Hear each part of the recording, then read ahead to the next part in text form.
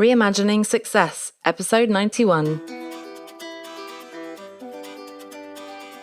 You're listening to Reimagining Success, the podcast where we help you reimagine your future, designing a life and career beyond the 9 to 5 that allows you the freedom, flexibility and fulfillment that you've been dreaming of.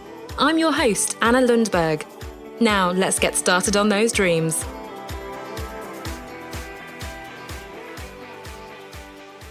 Hello there, and welcome back as we continue to talk about work-life integration, which is all around getting results, yes, but also enjoying work, enjoying your business, having time for your family, for your hobbies, taking care of your health, not burning out, and so on. Easy, right? It's a simple task. Now, today I want to talk about why working harder isn't the answer. And let me first address some myths around entrepreneurship. Now, obviously, I've already talked about the 9 to 5 structure and the artificial construct of so-called work-life balance and so on. And I think our culture generally has this busyness kind of epidemic, I guess. And somehow we celebrate that in being overworked and so on. So it's a badge of honor to say, oh, I'm so busy, even though it's actually a really boring thing to say. If I ask you how you are and you say you're busy, like, okay, great. Well, tell me something interesting that you're doing, because otherwise, not sure if that's a great answer. But saying I'm really busy, it's so typical, it's so normalized. It's really part of our society. And oh, wow, I'm so busy and important, as Bridget Jones used to say, that I can't possibly meet you. I've got to stay late in the office. Oh, you don't understand. My company, my role is so important. And I'm not in any way trivializing anyone's role, because you are all doing incredibly important work, and I'm sure you are very busy. However, the question is that really the best way of doing work for you? Certainly not, I would say. For the company, probably not either. For the economy, nor that, neither. Whatever the grammatical expression is there. Now, again, coming to working for yourself, we talked last week about the fact that we don't have to stick to the 9 to 5 structure. That's, again, an artificial construct. It's something that, yes, society happens to be built around for various historical reasons, but it's not necessarily the right way of doing things. And now that we're really trying to be intentional in designing work and life that works for us, maybe it's time to reconsider that. So, again, in terms of working harder, some myths around entrepreneurship. And the key one is that it's all about the hustle. So I don't know if you've heard the word. It's not the dance. It's not the 1960s. Do the hustle kind of song. And again, I'll try not to sing when I'm doing these podcasts, although it's hard to resist the temptation. So it's not about the dance. It's not about that. The hustle is reinforced, I'd say, by prominent figures such as Elon Musk, who I'm pretty sure said not that long ago that he doesn't sleep. And you don't understand because his life is so busy, he can't possibly sleep. And Gary Vaynerchuk, Gary V, in the entrepreneurial world, always talks about hustling and working your face off. Now, to his credit, he's talked about the fact that that doesn't mean that everybody else should do that. He just talks about how he lives his life. But still, having those icons, those so-called role models to look up to, does give you a bit of a warped view of what you have to do in order to be successful. You also have, in the age of internet and social media, all those inspirational quotes and memes around, choosing to work 100 hours for yourself so you don't have to work for someone else. That's sort of the motto of the entrepreneur or freelancer. All these incredible CEOs who are getting up at 4 a.m. to meditate and have calls and whatever else, right? So this hustle, the assumption is you have to work incredibly hard, you have to hustle, you have to work nights and weekends in order to make your business work. Now, I want to be clear here. I am not saying it's not hard work. So first of all, making the escape, making the transition from one field to another, from one type of work and lifestyle to another type of work and lifestyle is going to require hard work. It's going to require inner work. So we talk a lot about mindset and beliefs and stories we're telling ourselves, confidence, addressing our fears and so on. It's also going to take actual tangible work to work out your strategy, how you're going to make a viable business, to go out there building your brand, your audience, etc., etc. Especially if you're building a business alongside a full-time job. Of course, I'm sorry to state the obvious, but of course, I recognize that, you have the full-time job and on top, you're putting this business now. So even if it's just a temporary side hustle until you ultimately transition fully into that, you probably will need to do some work before work, during lunch breaks, in the evenings, at the weekends, and so on, right? But how on earth are you supposed to build a business alongside a job if you're not doing extra hours? So yes, of course, on the face of it, that is harder work, it's longer hours, and so on. And I'm a big believer, and I always talk about this, certainly with my clients in the incubator and the accelerator, success as a business owner is going to come through diligence. All the non-sexy things, I know I always say it's not very sexy. It's showing up consistently, it's persistence, it's doing the work. So it's not ordering business cards, it's not telling people, yeah, I'm an entrepreneur. It's actually doing the work every day, showing up, putting videos out, talking to leads, working with clients and so on, right? That is what's going to bring you success. And you may have heard of Malcolm Gladwell as well, saying that, you have to put in 10,000 hours in order to become a master in some particular skill. However, so yes, it is hard work. However, again, overworking shouldn't be a badge of honor. The whole point of starting the business in the first place for many of us is that we're designing, again, something with more intentionality, more purpose. We want to have fulfilling work. We want to enjoy our work. But also for most of us, and almost invariably when I talk to clients, people want to work less. We don't want to have those long hours and the late nights in the office. We don't want to have the crazy travel, early mornings flying to clients' offices. We don't want to be working on holidays and weekends and have our phone constantly out and so on. So with that in mind, it seems a bit odd that we then so quickly fall into the trap of working those same hours when we're running our business. And that's what I talked about last week. Now, it's also counterproductive because research, and again, I did mention this last week, but research says things like we can actually only focus for 20 minutes at a time. And even if it's not 20 minutes, if it's 40 minutes, an hour and a half, whatever, it does mean that it's not productive to try to work from 7 in the morning until 10, 11 at night.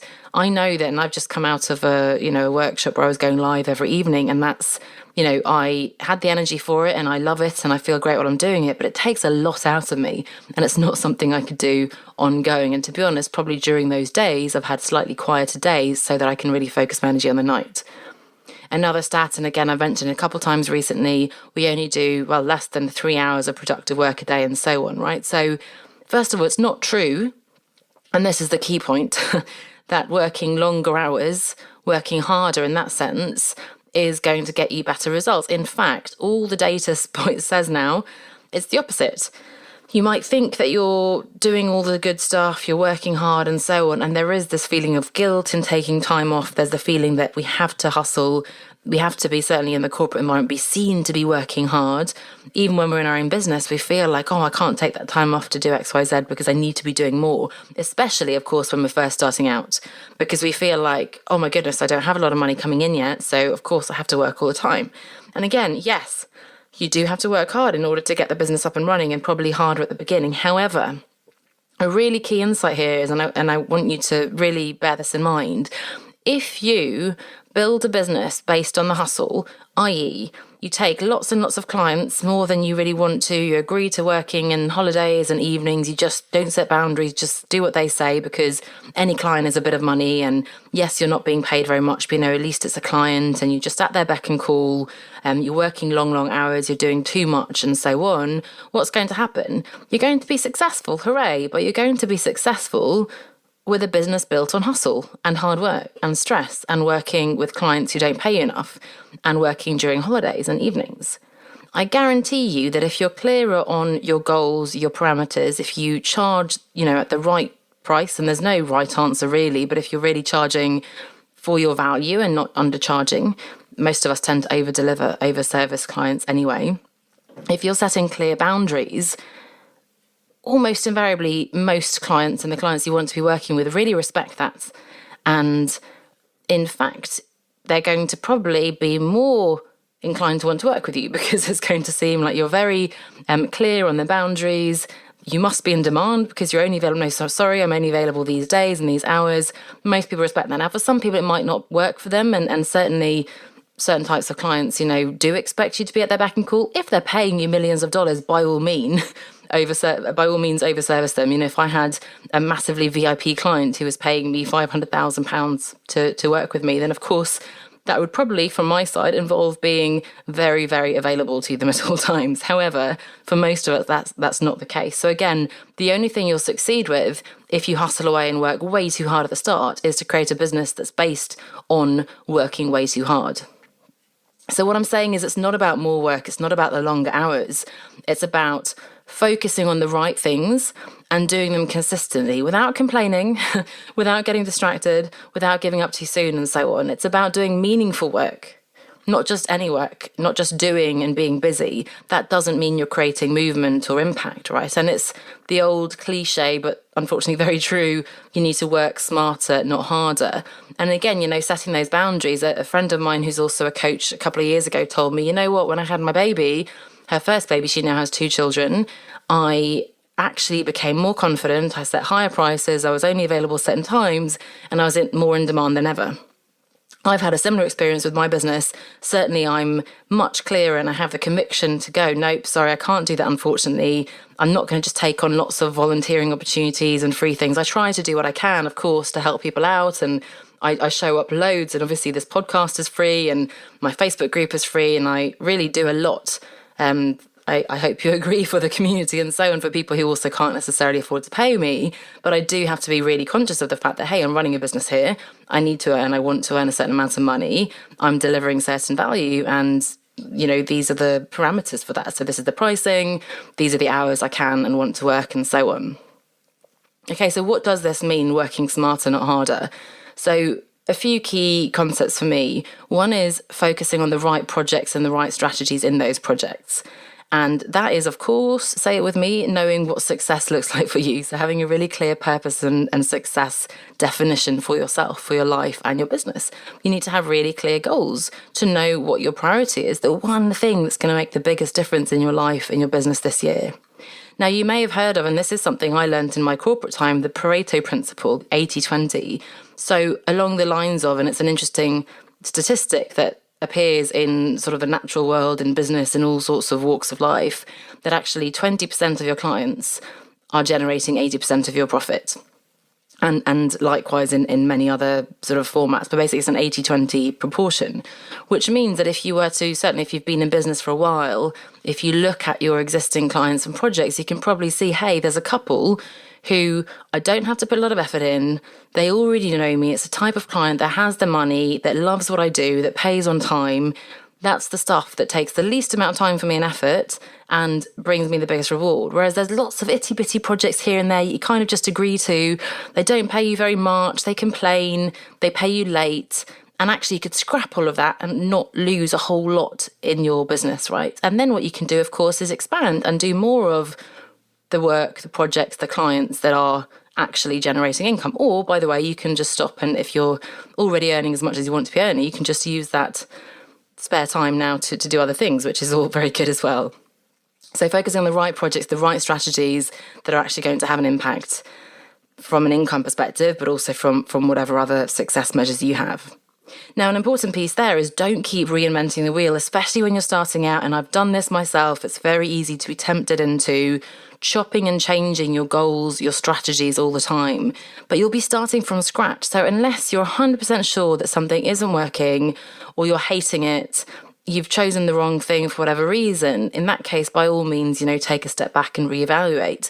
But in most cases, we just have to keep going, plodding along, refining, revisiting maybe a little bit, pivoting a bit, but keep going and the results will come. The results always take longer than we realize. So, staying focused on that strategy is going to actually focus your time and energy and effort on getting results rather than constantly coming up with, and I know it's fun, but coming up with new ideas. So rather than creating a new course, a new program, a new service every year, I've got these 3 core services, boom, or even better, 1 to begin with, I'm just going to be pushing that, marketing that. And until you have, way too many clients in that service, probably you don't even need to move on to do something else. You want to become known for this one flagship product or service, for example.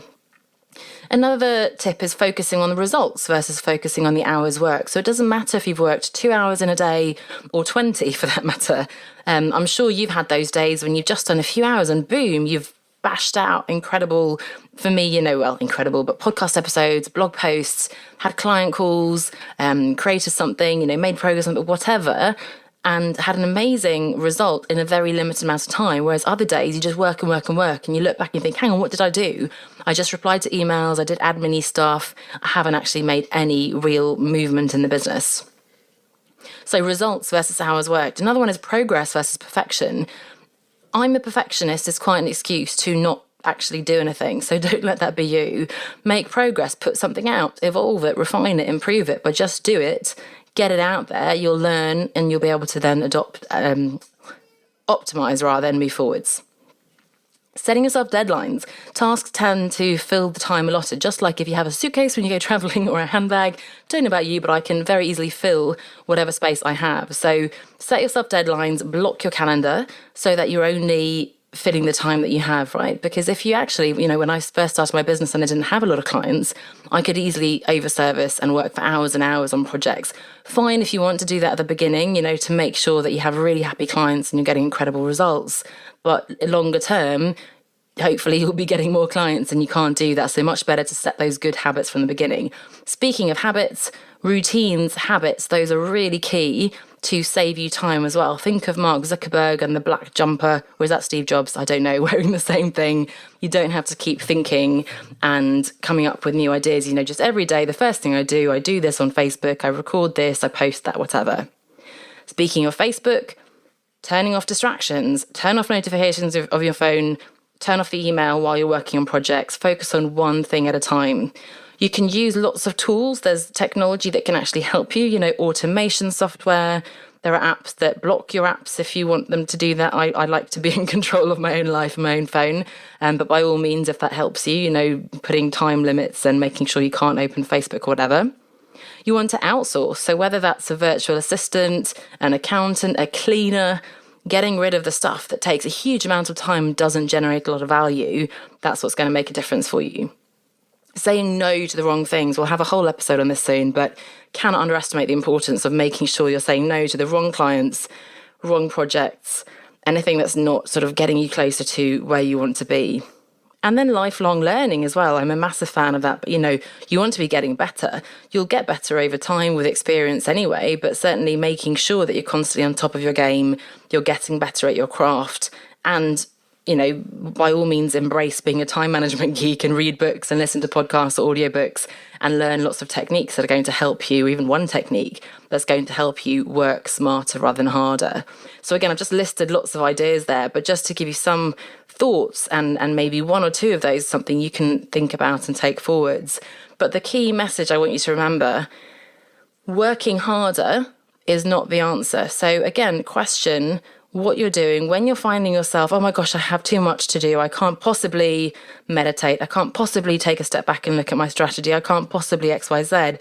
That, my friend, is exactly when you need to take a step back and maybe meditate or take a break and review your strategy, because that probably means you're just going 100 miles an hour. Doesn't matter how fast you're going if you're heading in the wrong direction, right? Says Stephen Covey. So make sure then you are taking a bit of time off.